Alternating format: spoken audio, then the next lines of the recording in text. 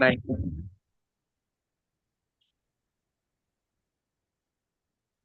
baiklah. Sesuai dengan pertemuan sebelumnya bahwa hari ini kita akan membahas mengenai rancangan program manajemen talenta. Sebelum itu, kami ingin berterima kasih kepada Ibu Dr. Sri Rosita SMM yang telah mempersilahkan kami, dan juga kami ingin berterima kasih kepada teman-teman semua. Sebelumnya, perkenalkan kami dari kelompok 4 dengan saya sendiri, Andika Zulkri, sebagai moderator sekaligus pemateri. Bersama rekan-rekan saya ada Ayu Sintia, Assalamualaikum. lalu ada Putri Waiwini Fonotaba,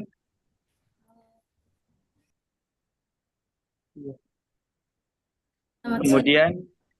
kemudian ada Winda, Selamat siang. selanjutnya ada Wulan, Assalamualaikum. dan yang terakhir ada Zulaikha. Assalamualaikum. Baik, di sini kami mengambil perusahaan PT PLN Persero. Saya akan menjelaskan profil perusahaannya, yaitu pertama nama perusahaan, yaitu PT Perusahaan Listrik Negara Persero, sering disebut sebagai PLN, adalah perusahaan yang dimiliki sepenuhnya oleh negara Indonesia.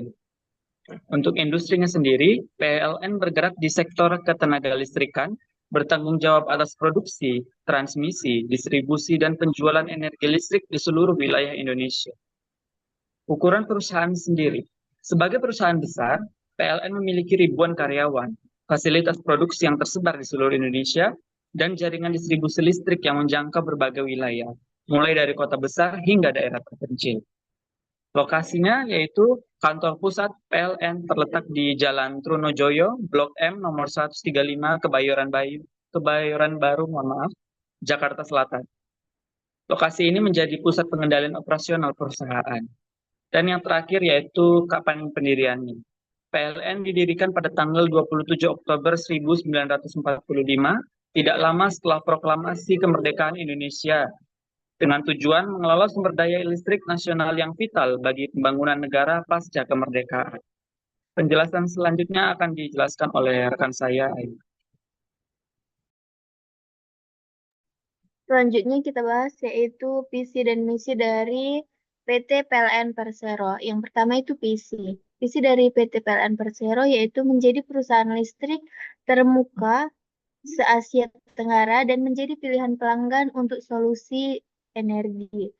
Selanjutnya yaitu misi. Misi dari PT PLN Persero yaitu menjalankan bisnis kelistrikan yang berorientasi pada pelanggan, peningkatan kualitas hidup masyarakat, dan pendorong ekonomi, serta berwawasan lingkungan.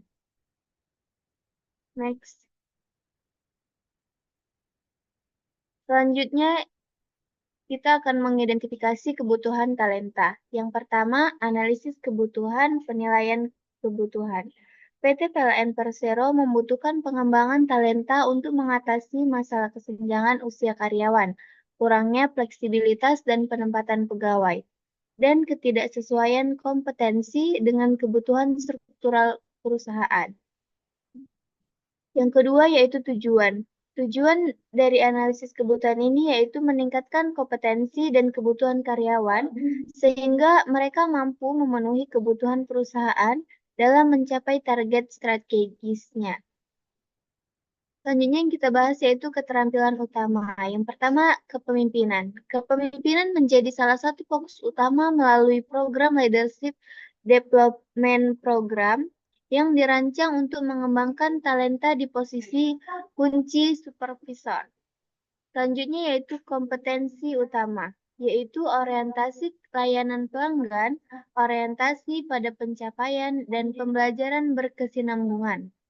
Yang ketiga yaitu kompetensi peran, yaitu kemampuan berpikir analisis, pengambilan keputusan, kepemimpinan, kerjasama tim, serta perencanaan dan pengorganisasian. Yang terakhir yaitu kompetensi teknis, Dalam hal ini, keterampilan teknis sesuai profesi masing-masing untuk menjalankan fungsi kerja yang efektif. Selanjutnya saya kembalikan kepada moderator.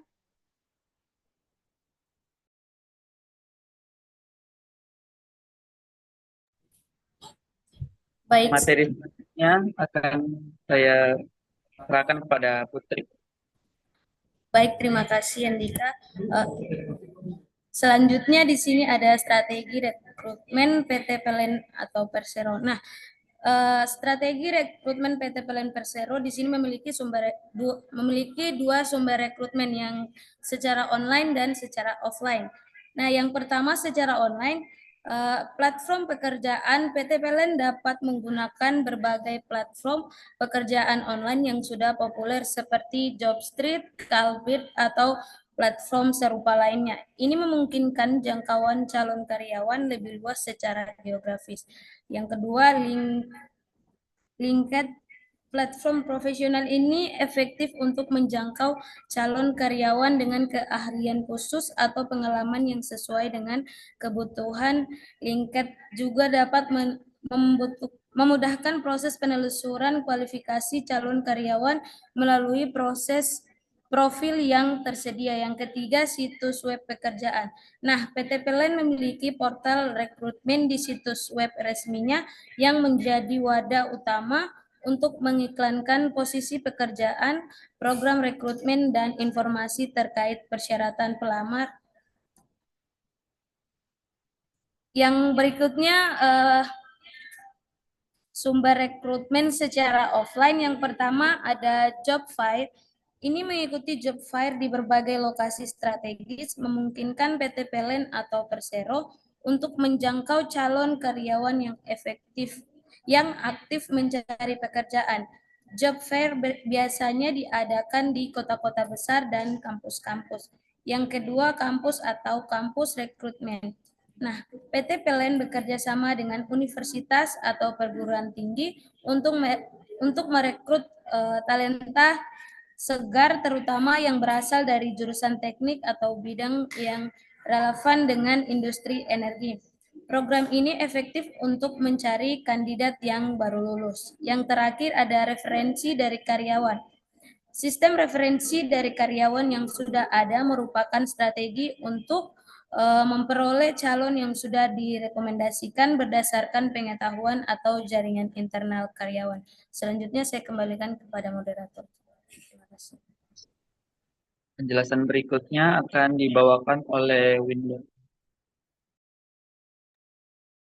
Oke, sekarang kita akan masuk ke pengembangan talenta. Ada 3 pengembangan talenta yang dilakukan perusahaan PT PLN Persero ini, yaitu yang pertama ada perhatian teknis. Program pengembangan talenta di PT PLN memberikan perhatian pada penguasaan teknologi terbaru dan keterampilan teknis.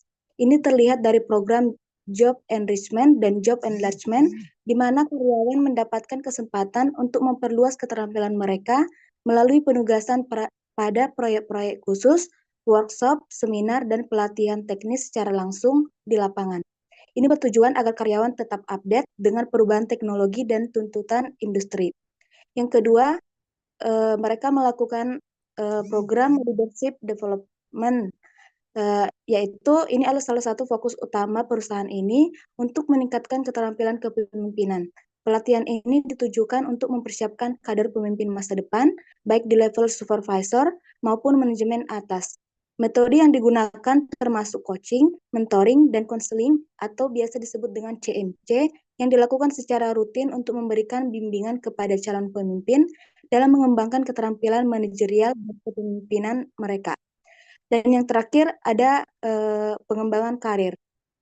Perusahaan ini juga memberikan perhatian pada pengembangan karir individu dengan memberikan sesi bimbingan yang disesuaikan dengan aspirasi karir karyawan. Program ini termasuk action-based learning, di mana karyawan dapat terlihat dalam penyelesaian masalah nyata di lapangan serta pelatihan yang berfokus pada peningkatan keterampilan yang relevan dengan tujuan karir pribadi mereka. Ini membantu karyawan mencapai keselarasan antara pengembangan pribadi dan tujuan perusahaan. Selanjutnya saya kembalikan kepada moderator. Materi berikutnya akan dibawakan oleh Bulan. Materi berikutnya ialah strategi retensi. Yang pertama itu ada kompensasi dan tunjangan. PT PLN menyusun paket kompensasi yang adil dan kompetitif bagi karyawannya.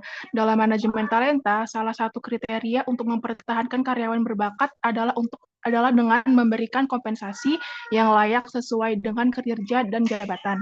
PLN juga memberikan kesempatan jenjang karir yang jelas dan program pengembangan yang mendukung kesejahteraan finansial karyawan.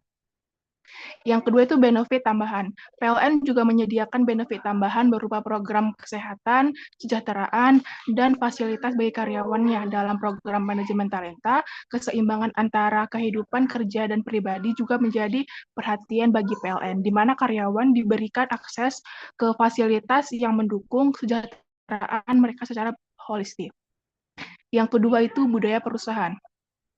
Lingkungan kerja inklusif dan mendukung, PT PLN Persero berkomitmen untuk menciptakan budaya perusahaan yang inklusif dan mendukung. Hal ini tercermin dalam program coaching, monitoring, dan konseling atau CMC yang bertujuan untuk menciptakan hubungan kerja yang harmonis antara manajemen dan karyawan. Selain itu, PT PLN juga menekankan pentingnya kolaborasi dan kerja tim sehingga menciptakan lingkungan kerja yang nyaman dan produktif. Yang terakhir ialah penghargaan dan pengakuan. PLN memiliki program penghargaan bagi karyawan yang menunjukkan kinerja luar biasa. Program ini bertujuan untuk memotivasi karyawan agar terus berprestasi dan memberikan kontribusi yang maksimal bagi perusahaan. Penghargaan tersebut termasuk penilaian kinerja secara berkala, di mana karyawan ini dengan performa terbaik diberi pengakuan melalui evaluasi kinerja yang adil dan transparan. Saya kembalikan kepada moderator.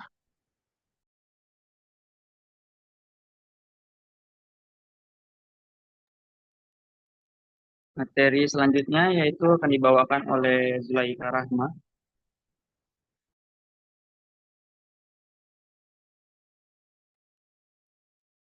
Baiklah, selanjutnya adalah evaluasi program manajemen talenta pada PT PLN.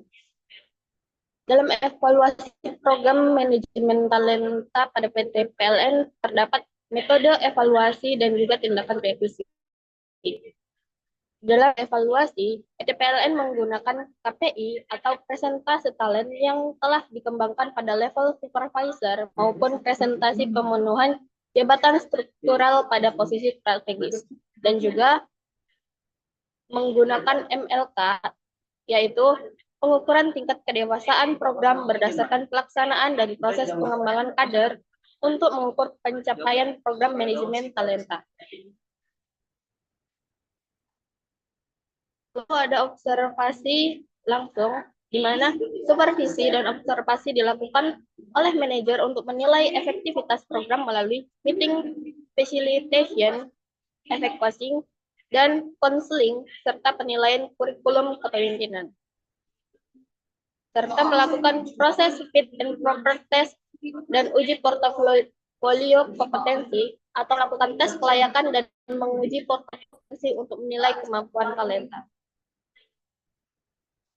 Selanjutnya, di dalam tindakan revisi ada analisis berkala, di mana analisis ini mengidentifikasikan kebutuhan pelatihan talenta secara rutin setiap 2-3 bulan untuk menyesuaikan program dengan kebutuhan aktual. Lalu yang kedua adalah umpan balik. Umpan balik ini adalah memberikan umpan balik pada talent yang tidak lulus dalam uji portofolio kompetensi, sehingga talent tersebut mengetahui kompetensi yang harus ditingkatkan dan dikembangkan.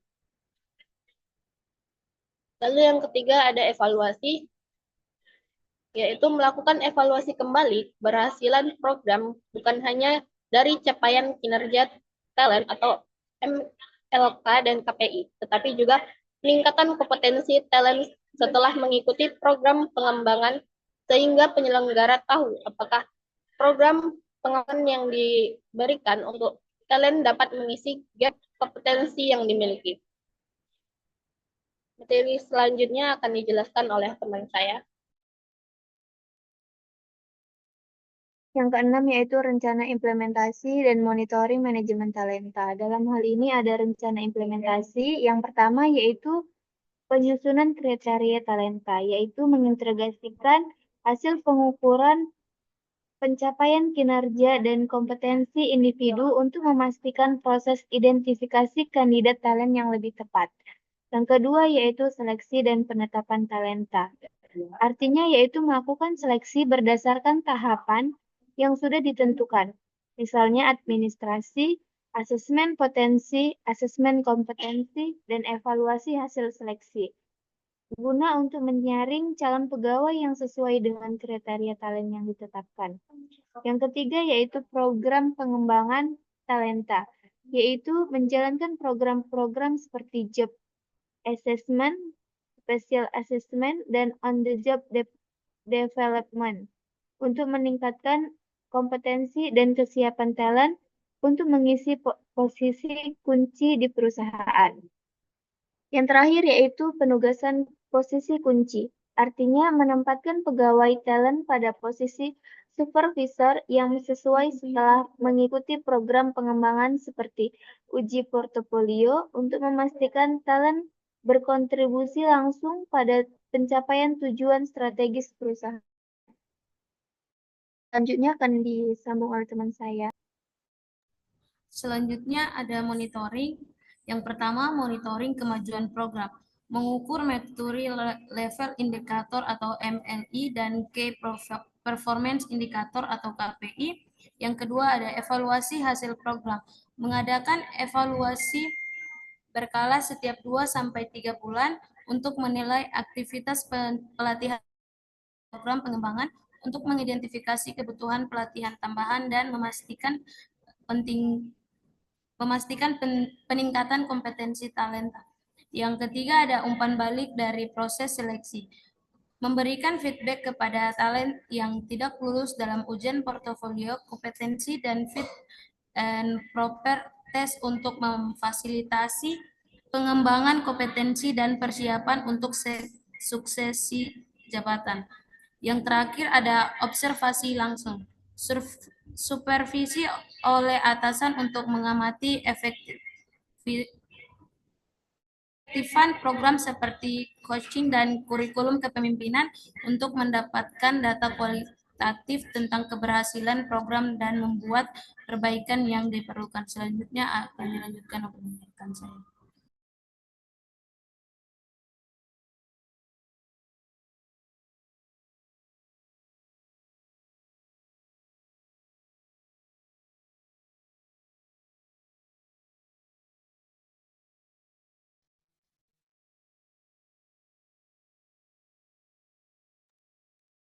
Gimana kelompok penyaji? Udah?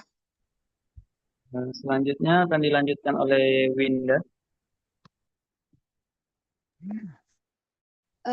Kita masuk ke contoh program manajemen talenta. Seperti kasus nyatanya di perusahaan PT PLN Persero ini, mereka mampu mengimplementasikan manajemen talenta dengan berfokus pada peningkatan kinerja perusahaan, pengembangan kompetensi pegawai, kesuksesan kepemimpinan, serta peningkatan kualitas layanan. Implementasi manajemen talenta di perusahaan ini telah menghasilkan beberapa hasil, yaitu tersedianya kandidat talenta, adanya peningkatan kompetensi pegawai, tersedianya cadangan pengganti, serta meningkatnya kinerja perusahaan.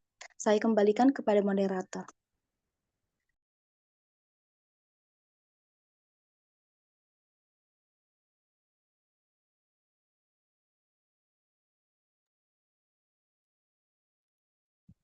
Kemudian yang terakhir yaitu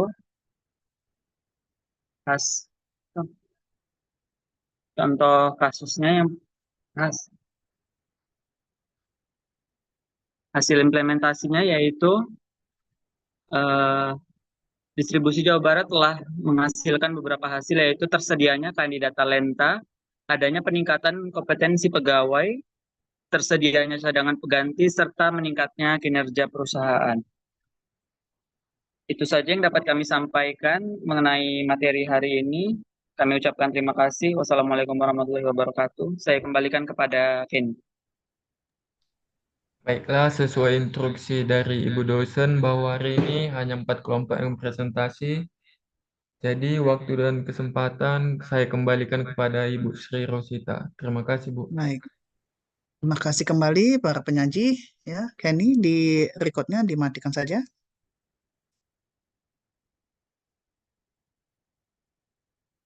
Oke, oke. Belum.